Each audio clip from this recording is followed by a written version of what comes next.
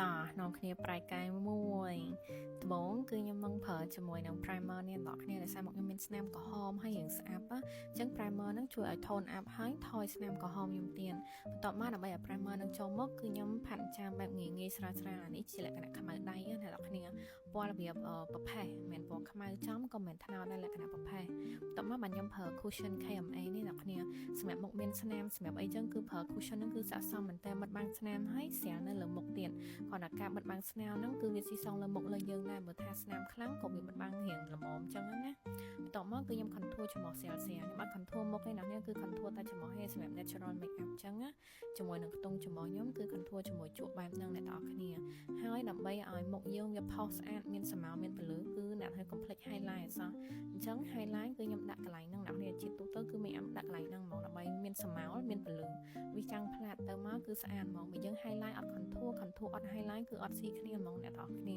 អញ្ចឹងអាហ្នឹងគឺខ្ញុំ blend មួយជក់ highlight ហ្នឹងស្រួល blend មែនតើសម្រាប់ color ថ្ពាល់ខ្ញុំប្រើពណ៌ទឹកក្រូចហ្នឹងដោយសារខ្ញុំមានដក់ក្រោមភ្នែកអញ្ចឹងបើខ្ញុំប្រើ color ថ្ពាល់ពណ៌ទឹកក្រូចហ្នឹងវាជួយបិទបាំងអាដក់ក្រោមភ្នែកហ្នឹងហើយវាស៊ីជាមួយនឹងសាច់មុខខ្ញុំទៀតខ្ញុំប្រើនៅលើច្រមុះដែរមកដើម្បីឲ្យដេញពណ៌ទឹកក្រូចស្អាតបន្ទាប់មកជាមួយនឹង lip liner នេះគឺខ្ញុំប្រើដើម្បីឲ្យវាមានចេញទម្រង់មាត់ខ្ញុំគឺកំពុំស្អាតទៅអ្នកទាំងអស់គ្នា full lip ហើយនេះគឺយើងដាក់ gloss ពីលើមកគឺស្អាតមែនតើហ្មងអ្នកខ្ញុំឡើង surprise ហ្មងឃើញក្នុងកាមេរ៉ាហ្នឹងណា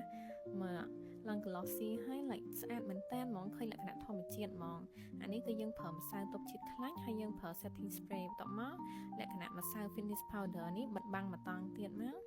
ហើយជាមួយនឹង eyeliner នេះពណ៌ខ្មៅអ្នកនរគ្នាដល់ពេលខាងក្រោមយើងគូជាមួយនឹងពណ៌ត្នោតដើម្បីឲ្យវាដេញពណ៌គ្នាស្អាតដល់ពេលកតុយខាងលើគឺខ្ញុំក៏គូពណ៌ត្នោតដែរអ្នកនរគ្នាអានេះដកខាងក្រោមភ្នែកហ្នឹងក៏ពណ៌ត្នោតហើយយើង blend ទៅជាមួយនឹង